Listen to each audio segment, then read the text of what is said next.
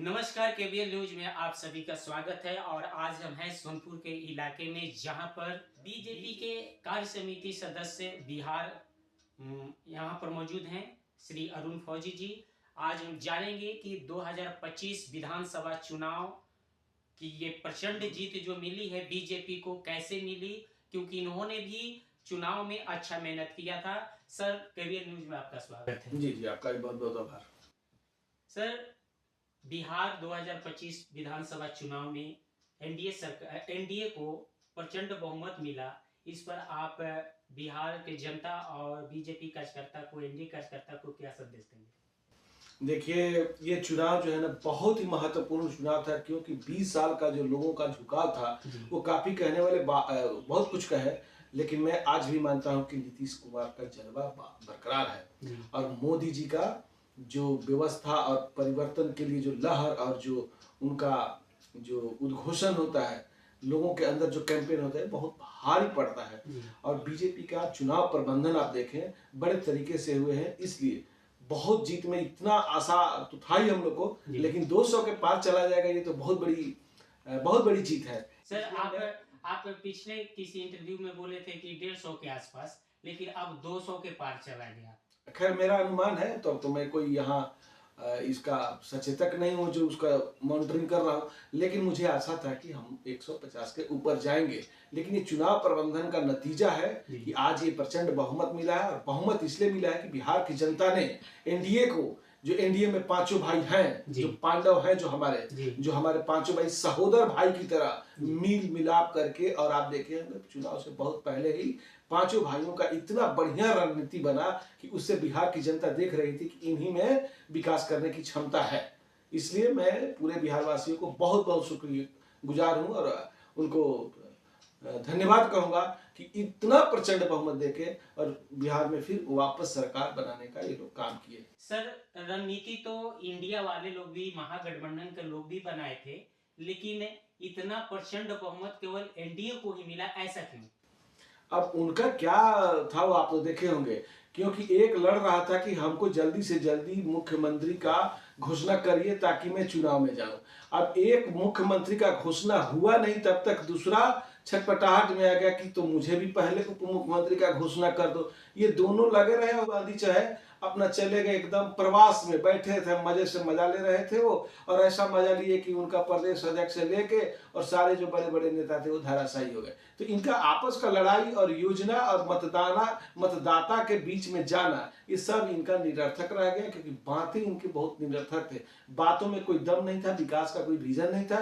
इन लोगों का बात ही केवल चलता है, काम तो चलता नहीं है। इसलिए जनता सब जानती है, जनता समझ के अपना वोट की है, इसलिए प्रचंड बहुमत एनडीए को मिला। और आप देखेंगे कि जब 20 साल का जो विकास किया नीतीश कुमार और एनडीए सरकार ने, माननीय मोदी जी और अमित शाह ने मिलकर ये जो विकास का काम किया, इस विकास को गति को और कैसे गति मिले, कैसे आगे बढ़े बिहार, उसके लिए वोट मिला। और विकास का मुद्दा ही हमारे लिए बहुत महत्वपूर्ण है, क्योंकि हम विकास वाले लोग ही हैं, विकास ही करेंगे। हम लोग को चोरी और परिवार और ये सबसे कोई मतलब नहीं है।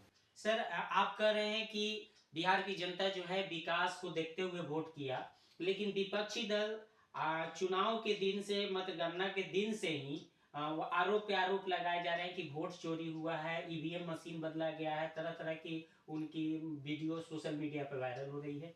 तो जब इनको सब पता था तो फिर 18 तारीख को ये मुख्यमंत्री का शपथ ग्रहण क्यों रख दिए थे? जब पता ही था तो नहीं रखना चाहिए था। इनको पहले ये बोलना चाहिए कि ना, हम लोग को पता है पूरा गड़बड़ा जाएगा, हम लोग धराशायी हो गए, इसलिए हम घर जाते हैं।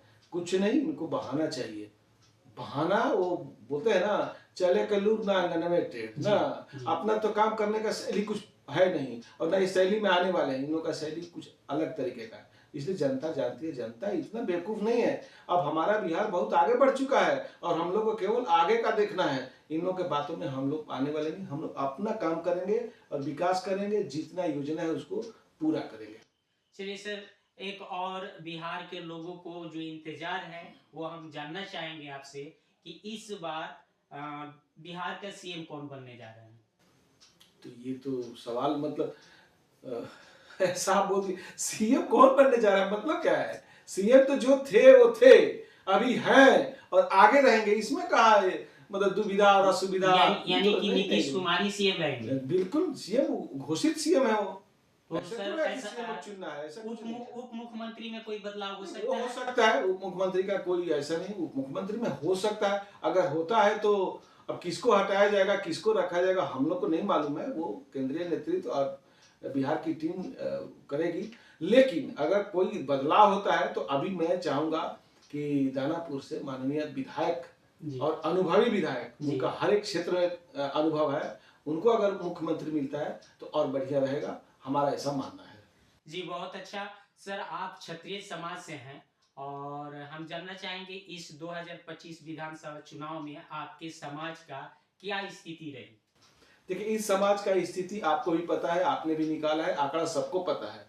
हमारे समाज में जो एक मनमुटाव थोड़ा बीच में चला था, जो एकाग्रता और एकता का जो कमी दिखा, वो माननीय सांसद छपरा के राजीव प्रताप रूढ़ी जी ने उसको जय संगा के कार्यक्रम के माध्यम से हम लोग को एकजुट करने का प्रयास करके और वो वोट को एकत्रित करके और लड़ने और लड़ाने में जो हम लोग ज्यादा बिखराव थे, उसको एकजुट करके और एक जगह लाकर वोट को केवल अपने समाज के लिए नहीं, अपना समाज का दूसरे समाज के लिए भी वोट करना, दूसरे विधानसभा में, वो भी हम लोगों ने काम किया। और उसका रिजल्ट आपने देखा कि भारी बहुमत से सभी प्रत्याशी दिए। और खासकर मेरे समाज की अगर आप बात करते हैं तो मेरा समाज जो रिजल्ट दिया है वो 95% जीत करके रिजल्ट दिया है। इससे बड़ा हम लोग को खुशी क्या हो सकता है? जिस समाज को लोग इग्नोर कर दिए थे कि ये समाज मतलब ऐसे ही है जो भी, लेकिन आज इस समाज को सबने देखा कि हाँ, ये समाज जो बोलता है वो करता है। हम लोग कटिबद्धता से एनडीए के साथ शुरू से है और आज भी थे,